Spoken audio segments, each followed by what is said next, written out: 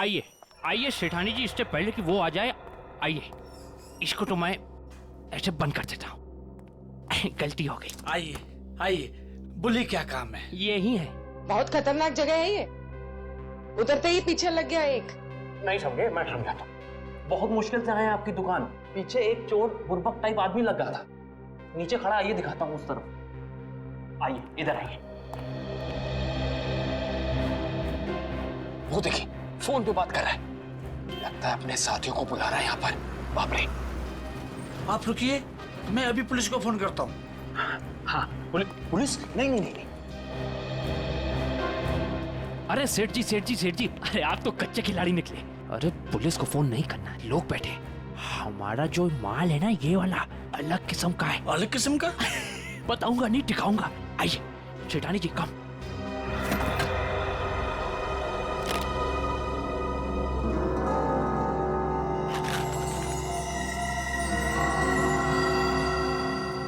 कैसा लगा? एकदम सही जगह पर आए आप। कहाँ से हाथ मारा है? फालतू सवाल बड़े कर रहे हैं आप। माल देखिए, आम खाइए, पेड़ मत गिनिए। तो बेचना है? सेठानी जी कह रही है बेचना नहीं है। तो खरीदना है? खरीदना भी नहीं है। तो फिर गहनों के बदले गहने लेने हैं? तो फिर आप लोग क्यों आए हुए यहाँ बाजार में?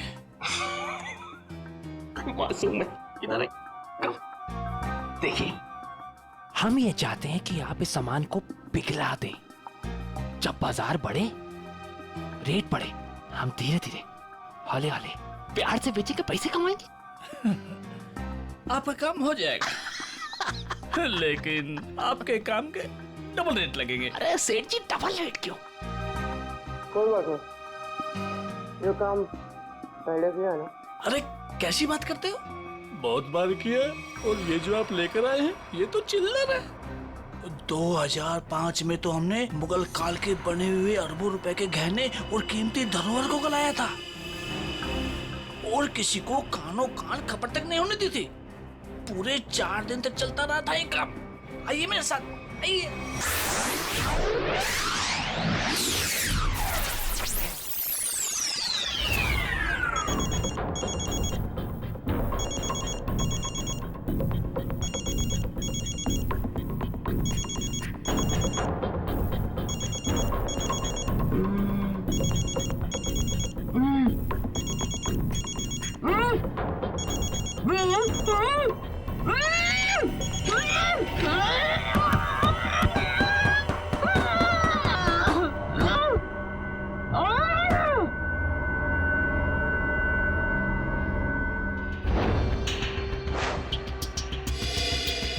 तारिका फोन क्यों नहीं उठा रही? तारिका प्लीज फोन उठाओ। डॉक्टर सालुंखे को फोन करता हूं।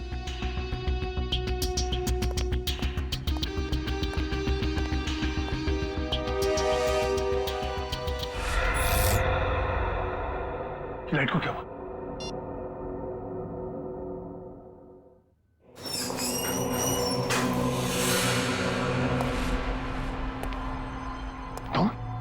तुम यहाँ क्या कर रहे हो? नहीं, मुझे मत मारो। मैं किसी को तुम्हारे बारे में नहीं बताऊंगा। 4 घंटे हो गए, तारिका का कुछ पता नहीं चल रहा है।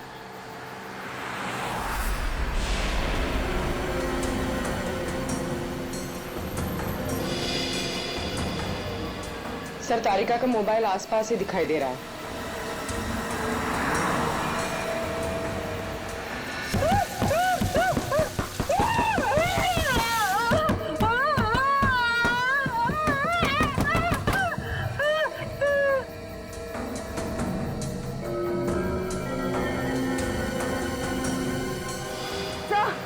एक मिनट, तो डॉक्टर तारिका की गाड़ी पीछे। काविन,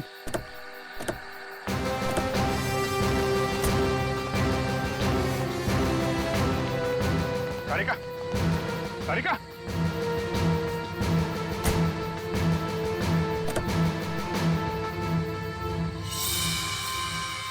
खून।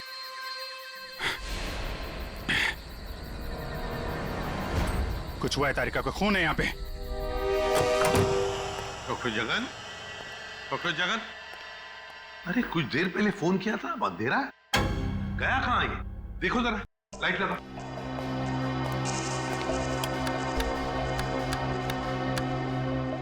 सर, स्विचेस सारे ऑन है, लगता है मेन स्विच ऑफ है। मेन स्विच ऑफ है, कमाल है।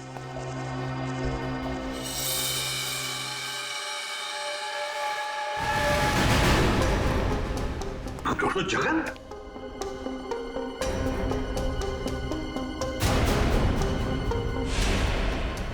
सर, ये तो मर चुके हैं। सर कहीं ऐसा तो नहीं कि खूनी को पता चल गया हो कि डॉक्टर जगन हमें कुछ बताने वाले थे, इसलिए? कुछ समझ में नहीं आ रहा सर। पहले तारिका का गायब होना और अब जगन जी का खून। वही तो। तारिका! तारिका जी, डॉक्टर तारिका! तारिका!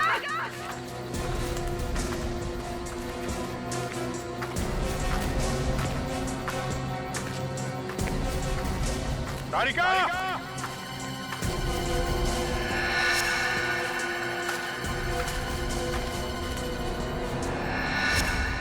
ओ, ये तारिका का ईयररिंग। इयरिंग? यहाँ पर? यही होगी। फोन लगा, फोन लगा।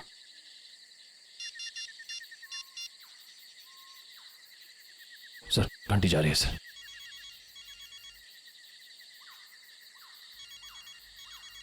सर, उस तरफ। हाँ सर।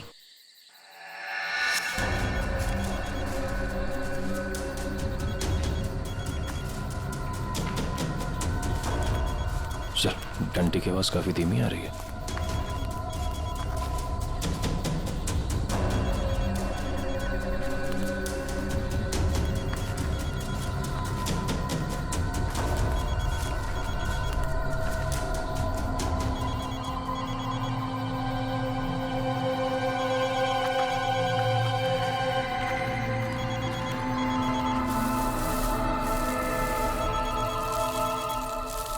सर, वो मिट्टी के नीचे दबा हुआ है। वो नहीं, डॉक्टर तारिका नीचे है। जल्दी खोलो इसको।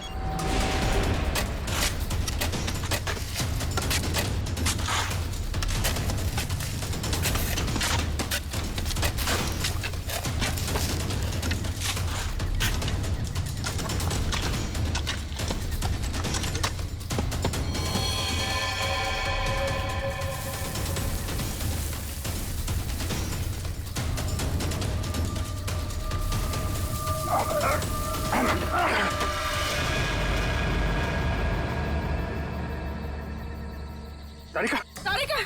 इसको खोलो। तारिका! My God. तारिका!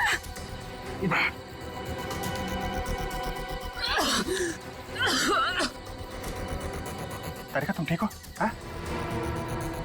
हाँ? कैसे हुआ ये है? किसने किया? कौन थे वो लोग? रिपोर्ट्स थे, लैब जा रही थी। एक आदमी आया, जबरदस्ती मुझे क्लोरोफॉर्म सुंघाया।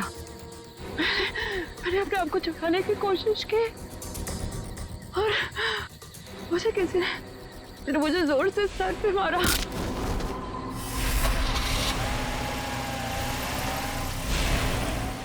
ये सब उन लोगों ने उस केस की रिपोर्ट्स के लिए किया है। इस केस ने हमें 3 दिन से उलझा रखा है। समंदर के अंदर बहता हुआ वो लकड़ी का टुकड़ा और उसके साथ वो आदमी की खोपड़ी। लगता है कोई बड़ी मछली फंसी है जाल में। खींच खींच! अरे ये तो कोई लकड़ी का टुकड़ा फंसा हुआ है जाल में। खींच! अरे जल्दी निकाल, नहीं तो जाल फट जाएगा। खींच!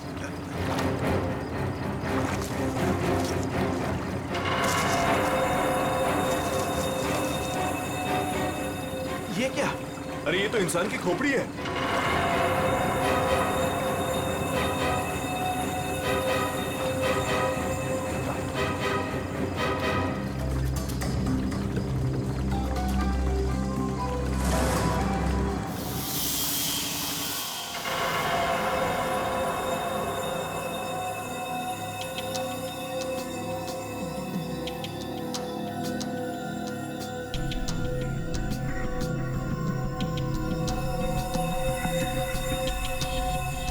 बस समुद्र में बहती हुई लकड़ी साधारण लकड़ियों से काफी अलग है, क्योंकि ये लकड़ी समुद्र के पानी में हजारों मील बहती हुई आई है, समुद्र के सारे जीवन को अपने आप में समेटे हुए।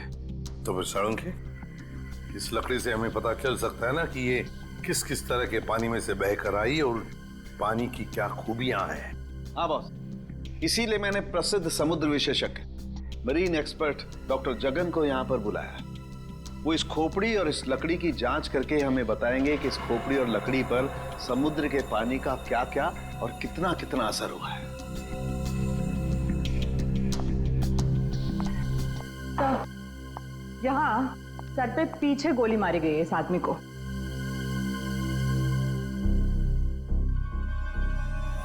ये देखो बॉस, इस सुराग को देख करके लगता है काफी नजदीक से गोली मारी गई है। साळुंखे, क्या तू बता सकता है ये खोपड़ी कितने समय तक समुद्र में थी? बस ये जो काई हमें इस लकड़ी पर से मिली है, ऐसी ही काई इस खोपड़ी की आंखों के चारों तरफ और आसपास भी है। ये काई हमें ये बताती है कि ये लकड़ी और ये खोपड़ी काफी बरसों से समुद्र में अपना डेरा जमाए हुए थी। फिर तो साळुंखे साहब ये भी पता चल जाएगा कि ये खोपड़ी समुद्र के किस भाग में थी, और साथ ही साथ पक्के तौर पे ये भी पता चल जाएगा कि कितने समय तक थी। हाँ, पता चल सकता है। अरे क्या काम करो, इस खोपड़ी पर से जितने भी बैक्टीरियाज मिले उनका अच्छी तरह से एनालिसिस करो, इससे उनकी उम्र का पता लगेगा और बाद में हम इस खोपड़ी का रिकंस्ट्रक्शन करेंगे।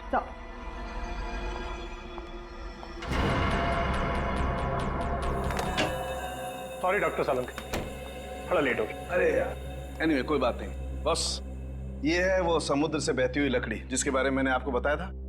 Please check it.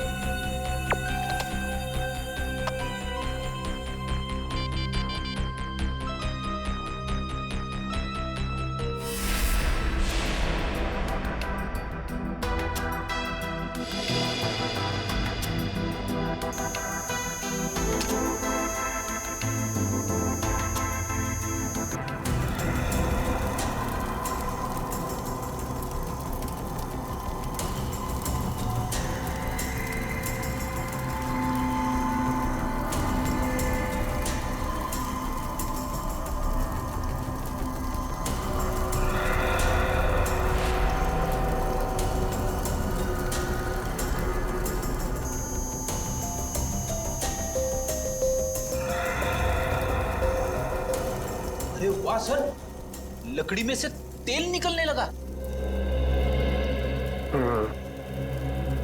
इसका मतलब ये है कि ये लकड़ी समुद्र के उस हिस्से में थी जहां बहुत सारा तेल बिखरा हुआ था, और उसी में से कुछ तेल इस लकड़ी ने सोख लिया। सर, पानी में इतना तेल के लकड़ी ने सोख लिया कैसे? कई बार ऐसा होता है ना कि कोई तेल से भरा हुआ जहाज अगर समुद्र में डूब जाए तो उस जगह समुद्र में तेल ही तेल हो जाएगा। शायद वैसा ही हुआ होगा। अब मैं ये लकड़ी जलाता हूँ। वो क्यों? दरअसल इस लकड़ी को जलाने से जो अलग अलग तरह की लपटें उठेंगी, उससे हमें समुद्र के अलग अलग हिस्सों में मिलने वाले रसायनों के बारे में पता चलेगा। हम उन रसायनों की फोटोग्राफ लैब को भेज देंगे। लैब हमें बताएगी कि ये लकड़ी कहां कहां से तैरती हुई यहां पहुंची, और अगर उन्हीं में से कोई रसायन खोपड़ी पर लगा हुआ मिला तो हमें यह भी पता चल जाएगा कि ये क्राइम कहां हुआ है।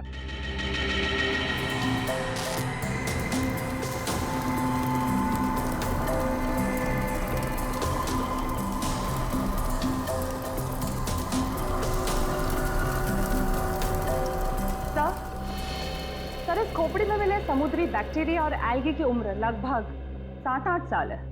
7-8 साल से समुद्र में?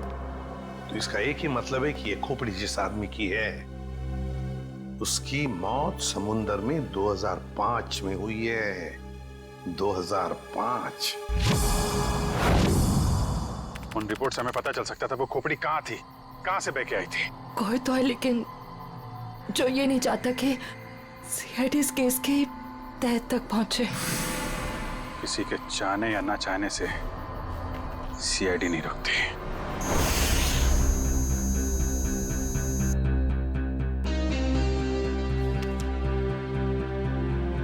क्या पता चला सर इस रिपोर्ट में, जिसके लिए आपको ड्रग्स, डॉक्टर तारिका को जान से मारने की कोशिश और डॉक्टर जगन का खून हुआ? दया, रिपोर्ट के मुताबिक वो खोपड़ी 35 से 40 साल के आदमी की है। और वो जो लकड़ी की लपटों के अलग अलग फोटोग्राफ्स हमने लैब में भेजे थे, उन लपटों का केमिकल कंपोजिशन अरब महासागर के पानी से मिलता है, लेकिन उन लपटों का केमिकल कंपोजिशन सबसे ज्यादा शाओलिन समुद्र तल के पानी से मिलता है। इसका मतलब है शाओलिन समुद्र तल से ऊपर उठकर ये खोपड़ी बहती हुई लकड़ी से उलझकर अरब सागर में पहुंची। बिल्कुल। सालुंखे ने कहा कि उस खोपड़ी के अंदर वाले हिस्से में उसे कुछ बैक्टीरिया मिली, किण्वन क्रिया करने वाली बैक्टीरिया, फर्मेंटेशन करने वाली बैक्टीरिया। और फिर मरीन एक्सपर्ट डॉक्टर जगन के रिपोर्ट में यह भी बताया है उसकी खोपड़ी के ऊपर से कुछ फेरस ऑक्साइड के अंश मिले। फेरस ऑक्साइड, लोहे की जंग। लेकिन सर, समुंदर के नीचे एक खोपड़ी पे लोहे की जंग कैसे आ सकती है सर? वही तो। ये खोपड़ी 8-9 सालों से पानी के अंदर थी और बहती हुई एक लकड़ी से जाकर फंस गई, जिसपे से हमें तेल के भी कुछ अंश मिले। हो सकता है ये खोपड़ी किसी डूबे हुए जहाज के मलबे के नीचे दब गई हो।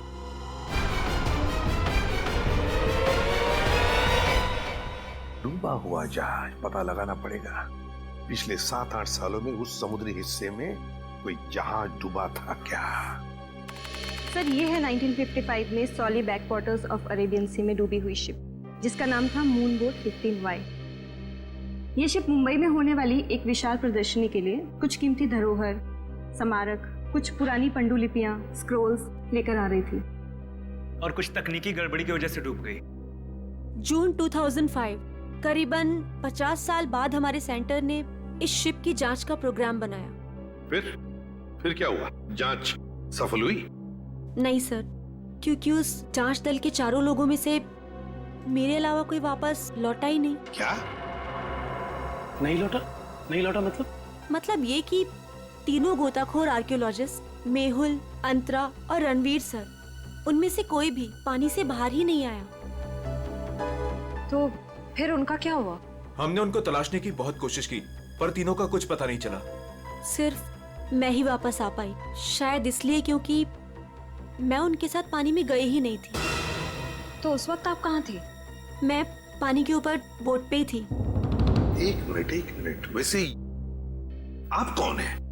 सब, मैं डॉक्टर शिखा, मैं उस टीम की सबसे जूनियर मेंबर थी।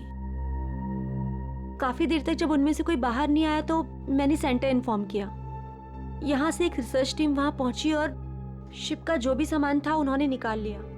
काफी दिनों तक उन सब की खोज भी की, पर उन सब का कुछ पता ही नहीं चला।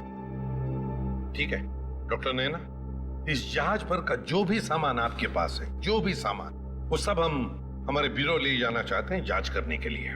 जी सर, 1 सेकेंड। हेलो जोजो, ऑफिस में आओ जल्दी। जोजो कौन? सर, इन्वेंट्री का इंचार्ज है। जो भी सामान हमारे पास आता है उसका रिकॉर्ड्स वो ही रखता है।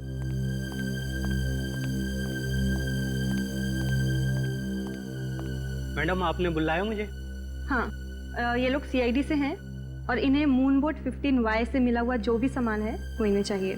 ठीक है सर, मैं आपके ऑफिस में भिजवा देता हूँ, क्योंकि कुछ समय लगेगा कुछ डिटेल और गेट पास बनाने में। ठीक है, कोई बात नहीं। जो ने ये सारा सामान भेजा है मरीन रिसर्च सेंटर से। और तुम इन सारे सामानों को लिस्ट से मैच करके देख रहे हो? हाँ सर, और रणवीर, अंतरा और मेहुल, उन सब की फोटो भी भेजी है ईमेल पे, और उनके रिकॉर्ड्स भी। मयूर वही चेक कर रहा है। गुड, काम करो फ्रेडी, तुम्हारा ये सब लिस्ट चेक होने के बाद में ये सारा का सारा सामान फोरेंसिक लैब में भेज दो। Yes sir.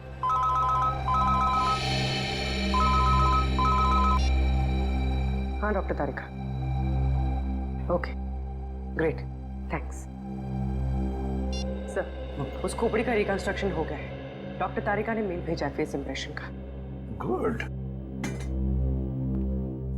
सर देखो जरा वो चेहरा चेक करो। सर ये रही उस आदमी की शक्ल। मयूर, अब रणवीर, मेहुल और अंतरा, इन तीनों के चेहरे दिखा। सर ये रहे सर। सर खोपड़ी से जो चेहरा बनाया गया है वो मरीन से गायब हुए किसी भी आदमी से मैच नहीं कर रहा। हाँ, सचिन मिल तो नहीं रहा है, फिर भी एक खोपड़ी पर जो चेहरा बना है ना, उसे मयूर हमारे रिकॉर्ड्स के साथ मैच करके देखो।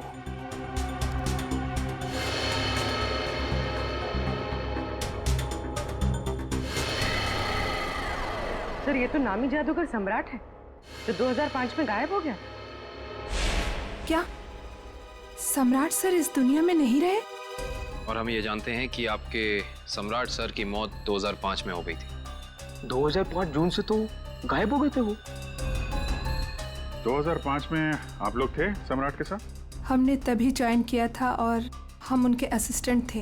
ओके, तो उनके गायब होने से पहले की कोई खास बात आपको याद है? हाँ सर, उस वक्त वो ताले और जंजीर बना रहे थे जिसका हमारा जादू के शो में भी कोई काम नहीं था। मैं आपको उसकी फाइल दिखाता हूँ। राज, सम्राट सर की वो ताले वाली फाइल ले आना। ताले और जंजीर बना रहे थे? जी सर। हाँ सर, मैंने उनसे एक बार ये पूछा भी था कि ये क्या है। बोल रहे थे किसी खजाने की चाबी है जिससे वो बहुत जल्दी अमीर हो जाएंगे और उनके सारे कर्ज खत्म हो जाएंगे। सर ये देखिए फाइल।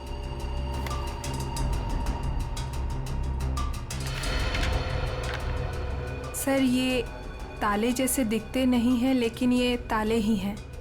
सर 4 जून को वो अपने बनाए हुए ताले और जंजीर लेकर चले गए और हमसे कहा कि आज दौलत दरवाजे पर आ जाएगी। लेकिन सर उस दिन के बाद वो कभी वापस ही नहीं लौटे। तुम लोगों ने पता करने की कोशिश नहीं की? सर की थी। वो अपने पास कभी फोन भी नहीं रखते थे, कोई परिवार भी नहीं था उनका। हमने पुलिस में भी रिपोर्ट की थी मगर कुछ पता नहीं चला सर।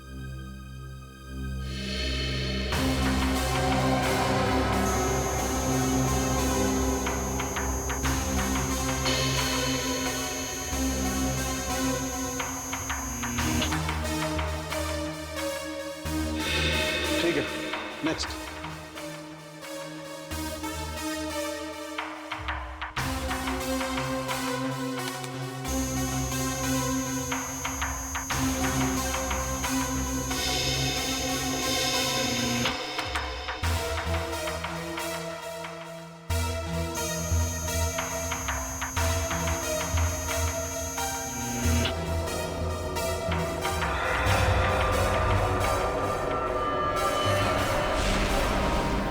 ये कैसे हो सकता है? फिर से स्कैन करते हैं।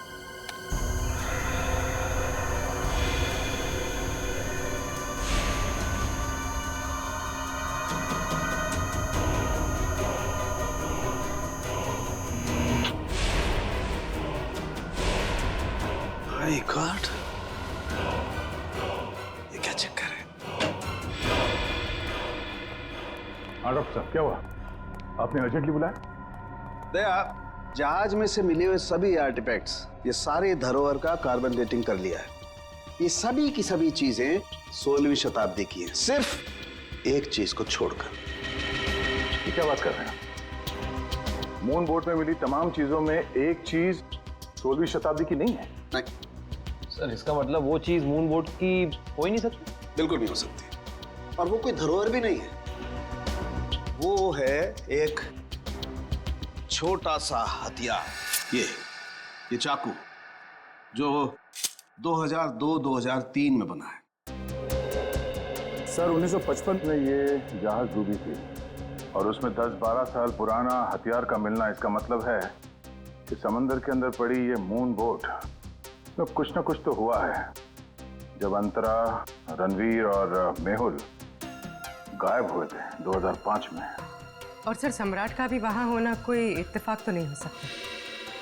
सर इसका मतलब सम्राट का कोई ना कोई संबंध तो जरूर है उस घटना से जिसमें रणवीर, मेहुल और अंतरा की जान गई उस पानी के अंदर। समंदर के गहराई में वहां जाना पड़ेगा जहां पे इस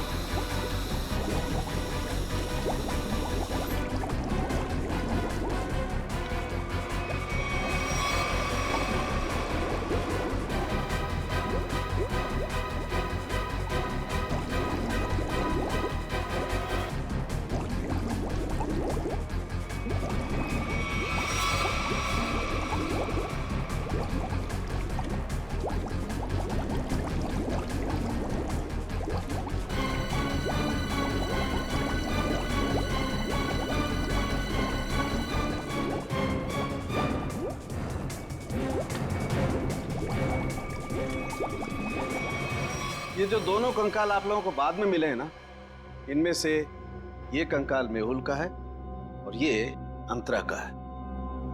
और ये खोपड़ी जो सबसे पहले मिली थी, ये कंकाल सम्राट का है। तो फिर रणवीर कहाँ गायब हो गया? अगर मेहुल, अंतरा और रणवीर पानी से वापस नहीं आए तो रणवीर कहाँ गया? उसकी तो लाश भी नहीं मिली हमें। सर कहीं ये सारा चक्कर रणवीर का तो नहीं हो सकता है? काबिल सर फिर सम्राट का क्या लेना देना इन तीनों से? यही तो पता लगाना है पूर्वी कि किसके कहने पे सम्राट वहां गया था, क्योंकि उसका बनाया हुआ लॉक मून बोर्ड की कंपार्टमेंट में लगा हुआ था, जो 2005 में बना था, और उसके बाद से वो गायब था।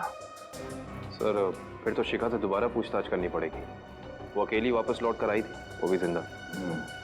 सबसे पहले हमें मून बोट प्रोजेक्ट की वीडियो चाहिए, वो भी मरीन सेंटर को जानकारी दिए बिना, वरना उस वीडियोस के साथ छेड़छाड़ हो सकती है। और ये टेप आज रात ही चाहिए।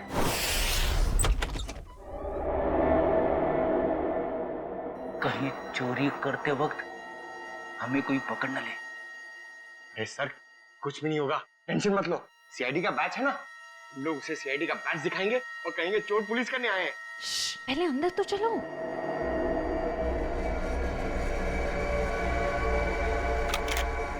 सर अंदर आर्काइव्स रूम में से कोई आवाज आ रही है। आप लोग जाओ, मैं आता हूँ। पंकज सुन, मरेंगे तो साथ में मरेंगे। आपको जाओ ना। सर वो देखिए, वहां पर कोई है।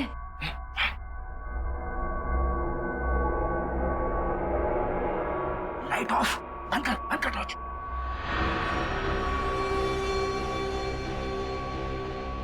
हमसे पहले कोई चोर आ गया टेप चुराने के लिए। एसीपी साहब ने हमसे कहा नहीं कि उन्होंने किसी और को भी टेप चुराने के लिए बोला है।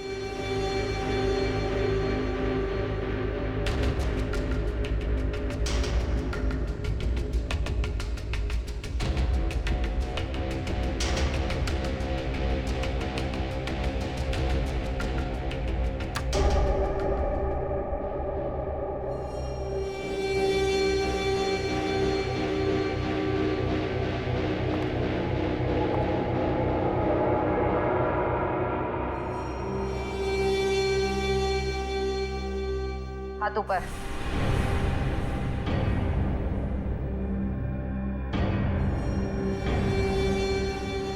कौन हो तुम? नकाब उतारो।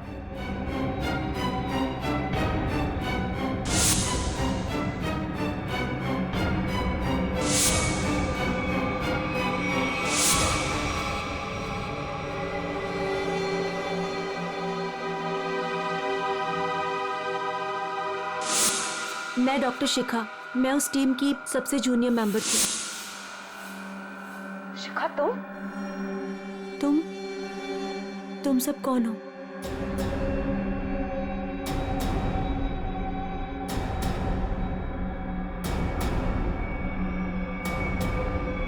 सीआईडी?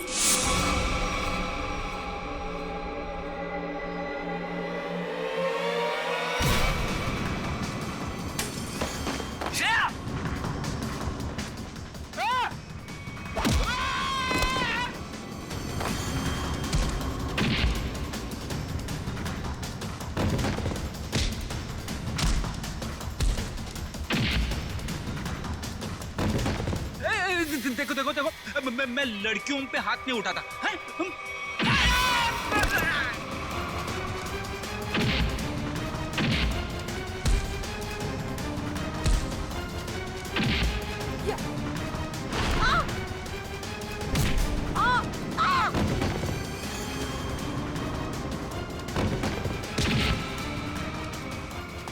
देख, नारी शक्ति लय भारी, लेकिन मेरी माँ अब भागना बाकी नहीं। हाँ, वो तो रुक जा। शिखा तुम इतनी रात के तुम यहाँ क्या कर रही हो? सब मैंने कुछ नहीं किया है, मुझे जाने दीजिए। सर ये झूठ बोल रही है, इसने कोई टेप्स चुराए हैं। टेप्स? कैसे टिप्स चुराए तुमने? सब मैं बेगुनाह हूँ। मैं बस ये नहीं चाहती थी कि वो मून बोट के टेप्स किसी और के हाथ लगे। क्या है उन टेप्स में? क्या है बताओ जल्दी। सर वो उस टेप में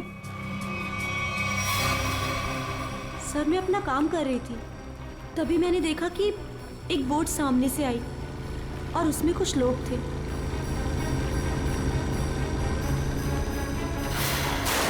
सर कुछ समय के बाद उन लोगों में से एक आदमी पानी में चला गया और फिर थोड़ी ही देर के बाद वो ऊपर आ गया।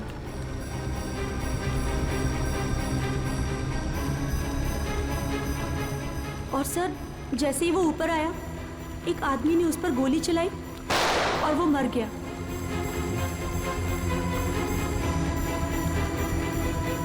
और फिर सर कुछ समय के बाद वो दोनों भी पानी के अंदर चले गए।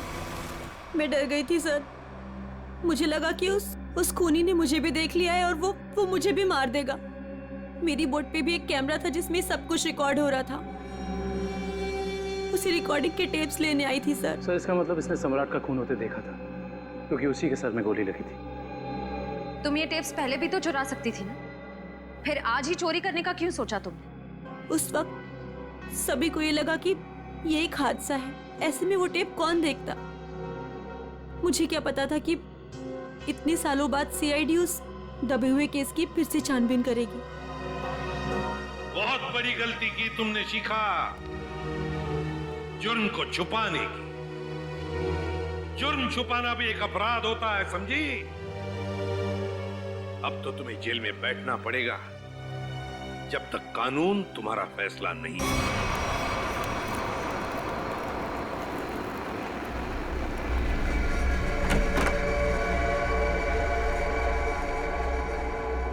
अरे चुन्नू, अरे सेठ लोगों का कुछ माल है, गलाना है इसको।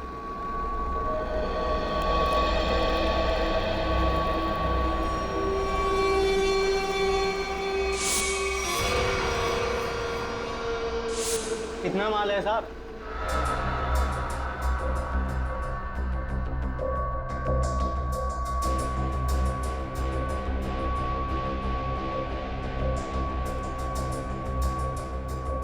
जोजो तुम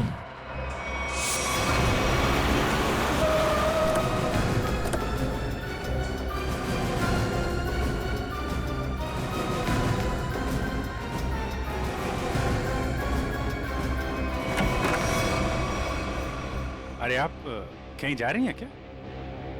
हम लोग तो चाय नाश्ते से लेकर डिनर तक का प्रोग्राम बना के आए थे। क्या बात है, आप वैसे क्यों देख रही? लगता आपने हम सीआईडी वालों को पहचाना नहीं। नैना जी माफ करिए, आपके दोस्त जोजो हमारे साथ नहीं आए, लेकिन उन्होंने आपके यहाँ का पता दिया हमें। जोजो ने? पर क्यों? क्योंकि समंदर से निकली कीमती चीजें मरीन सेंटर से गायब करके बाजार में बेचता है वो, आपके साथ मिलके। मेरे साथ? क्या मजाक कर रहे हैं आप लोग? देखिए मैडम, आपका सारा कच्चा चिट्ठा हमारे पास है। बेहतर यही होगा कि आप खुद ही बता दीजिए। मैंने ही समंदर से मिले मुगल जवाहरात लिए थे। और कौन कौन मिला है तुम्हारे साथ इस काम में? कोई नहीं था सर। झूठ मत बोलो, 2005 में तुम मरीन सेंटर में थी ही नहीं, तो फिर मुगल जवाहरात तुम्हारे पास कैसे आए? मैंने कुछ लोगों को सेट किया था, उस टाइम मैं जूनियर विंग में थी। क्या बात है, आप समंदर में गई नहीं, सम्राट का खून आपने किया नहीं, तो फिर कौन है ये जो आपकी मदद कर रहा है? सर मेरे साथ थे कुछ लोग। साथियों के नाम तो होंगे ना?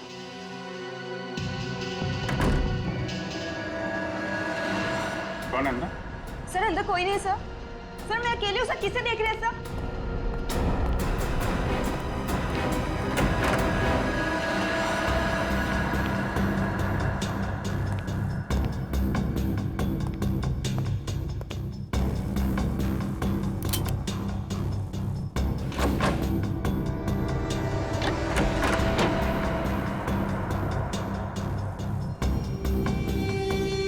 कौन है?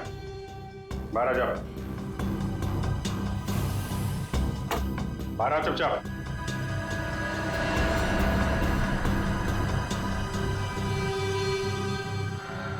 ओह, रणवीर। रणवीर? कौन रणवीर? 3-3 फोन करके इतने सालों से छुपा हुआ। सर मैं तो नैना का पति सिद्धांत हूँ। नाम बदल सकते हो लेकिन चेहरा नहीं। हाँ सर, मैं ही रणवीर हूँ। 2005 में मैं और मेरी टीम समुद्र पे उस जगह गई थी।